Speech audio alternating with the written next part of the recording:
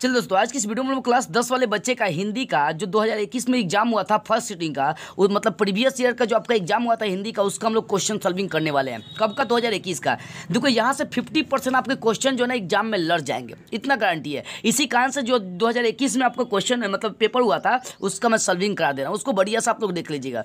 जितना भी मैं प्रीवियस ईयर 2021 का क्वेश्चन कराया हूँ उसमें से 50% आपका क्वेश्चन लड़ गया, इसलिए इसको भी आप ध्यान से समझ लीजिएगा क्योंकि 50% आपका क्वेश्चन यहाँ से लड़ेगा।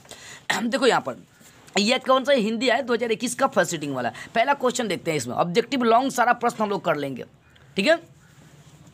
देखो यहाँ पर पहला प्रश्न क्या बोल रही है, बोले कि देखो 100 ऑब्जेक्टिव देगा जिसमें से 50 को एमआर शीट में रखना होता है। पहला प्रश्न है कि बोला है कि भारत में जाति प्रथा का मुख्य कारण क्या है, तो बेरोजगारी है, इसमें 100 ऑप्शन नहीं मारेंगे। आगे 20 के दांत शीर्षक पाठ की विद्या है, कौन सी विद्या, तो एक कहानी है। आगे देखिए किस गवर्नर जनरल के समय 172 दाइस नामक सोने से भरा घड़ा मिला था, तो वारेन हेस्टिंग्स के समय मिला था। ऑप्शन इसमें से मार लेंगे हम लोग, कौन सा, सी मार लेंगे। आगे प्रश्न देखते हैं जरा सा, 4 नंबर प्रश्न देखिए।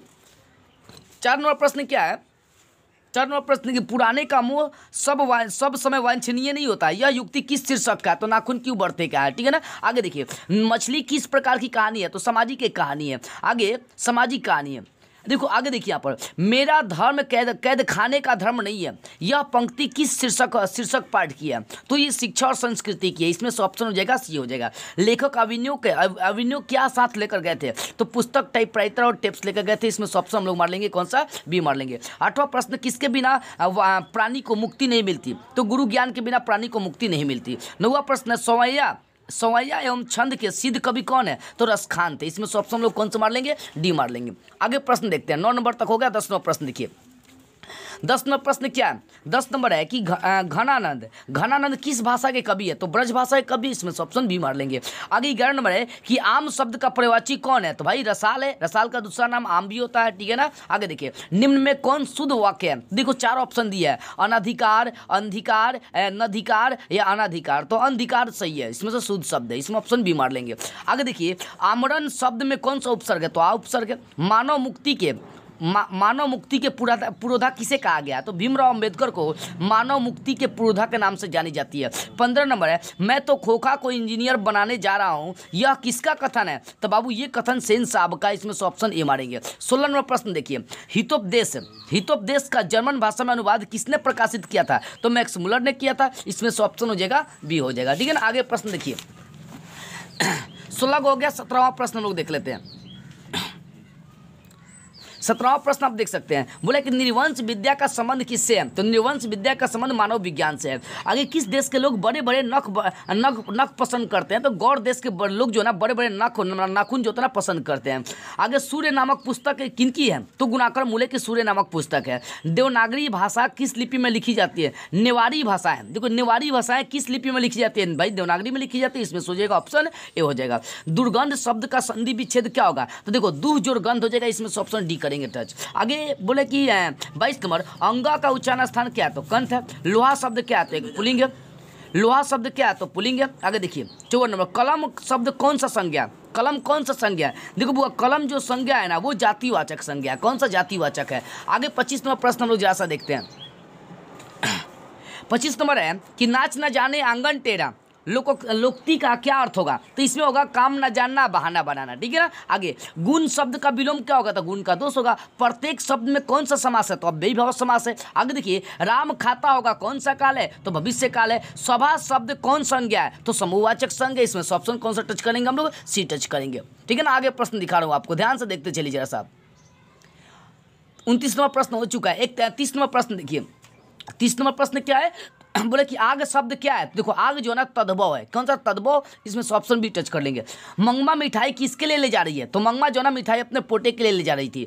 दहते विश्वास कहानी में किस राज्य को बाढ़ और सूखा से प्रभावित दिखाया गया, तो उड़ीसा राज्य को दिखाया गया। आगे 33 नंबर है कि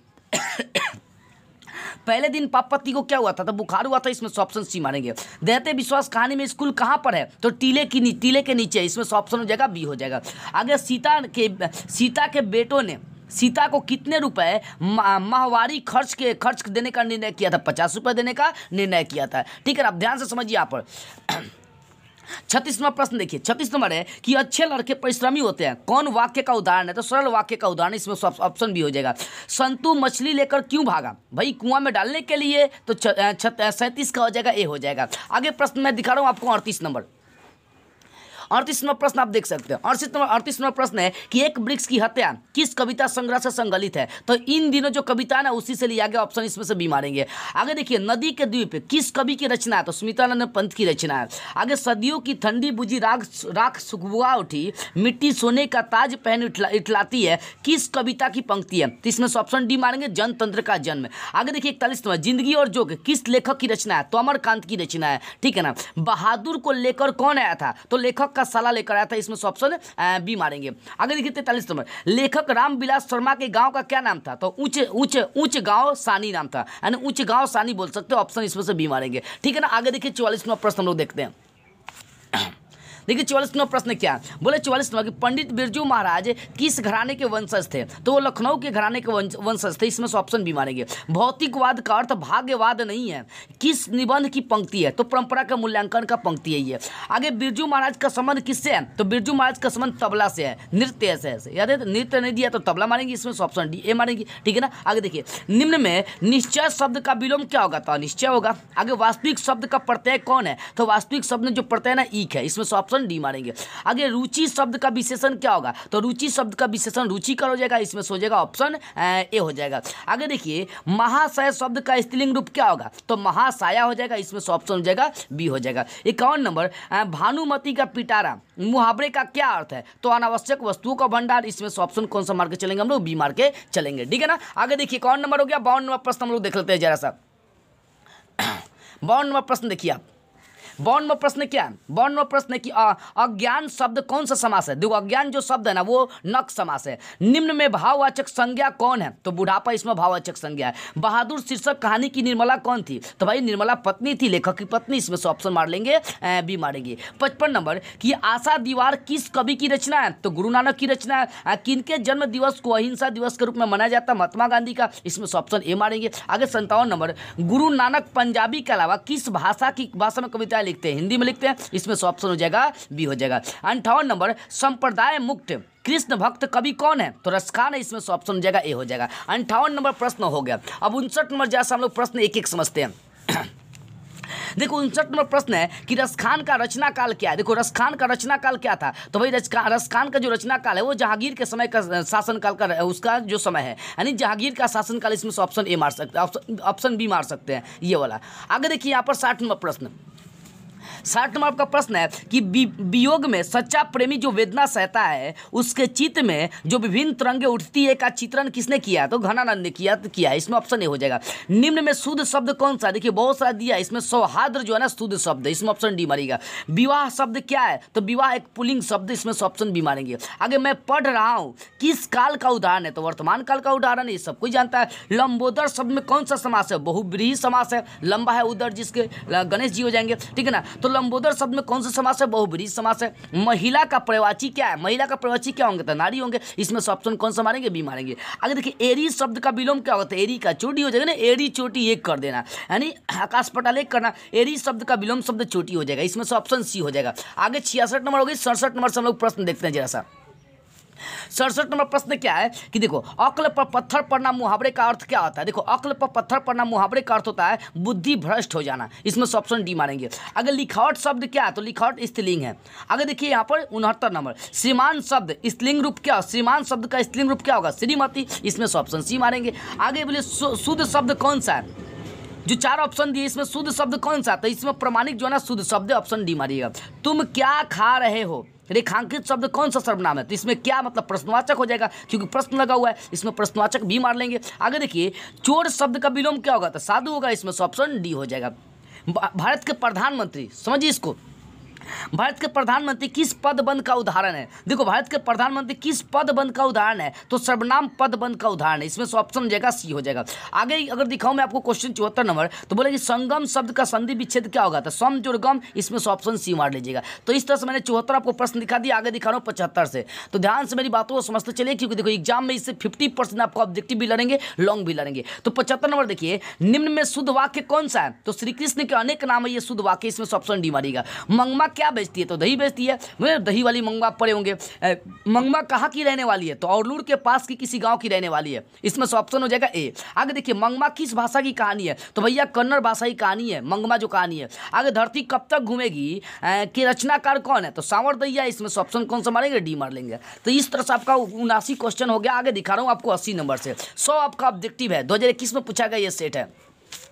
देखो यहाँ पर 80 नंबर प्रश्न क्या है? 80 नंबर प्रश्न है कि लेखक सुजाता का जन्म कब हुआ था? तो भैया 1935 में हुआ था लेखक सुजाता का जन्म। दिनकर जी कवि के साथ क्या क्या है? तो गद्यकार भी है। इसमें से ऑप्शन बी हो जाएगा। उगते हुए सूर्य का देश किसको कहते हैं? जापान को कहते हैं। एक वृक्ष की हत्या शीर्षक कविता में वृक्ष की सूखी डाली किसकी तरह थी? बोले एक वृक्ष की हत्या जो कविता, उसमें वृक्ष जो सूखी डाली थी वो किसकी तरह थी? राइफल की तरह थी। इसमें से ऑप्शन बी टच कर लेंगे। ओके, आगे प्रश्न मैं आपको दिखा रहा हूँ।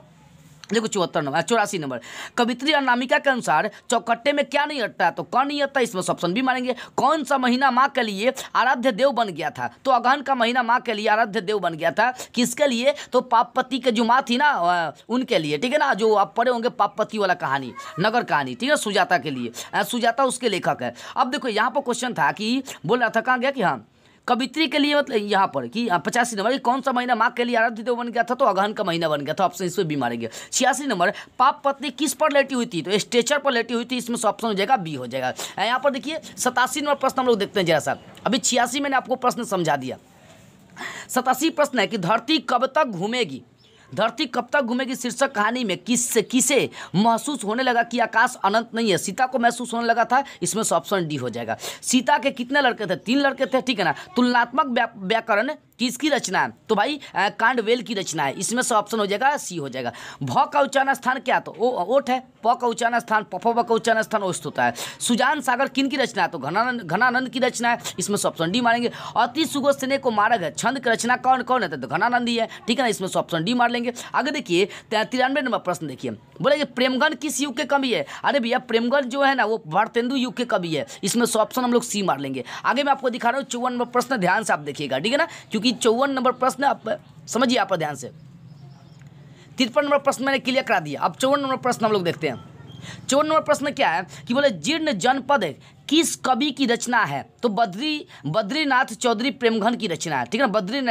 बद्रीनारायण चौधरी प्रेमघन की रचना है, ठीक है ना। इसमें से ऑप्शन हम लोग का हो जाएगा ए हो जाएगा, ठीक है ना। कौन सा ऑप्शन ए टच कर लेंगे। अगर ये स्वदेशी कविता संकलित है तो किससे? प्रेमघन सर्वस्व से संकलित है। स्वदेशी मतलब अपने देश के बारे में जो पढ़ना आपको।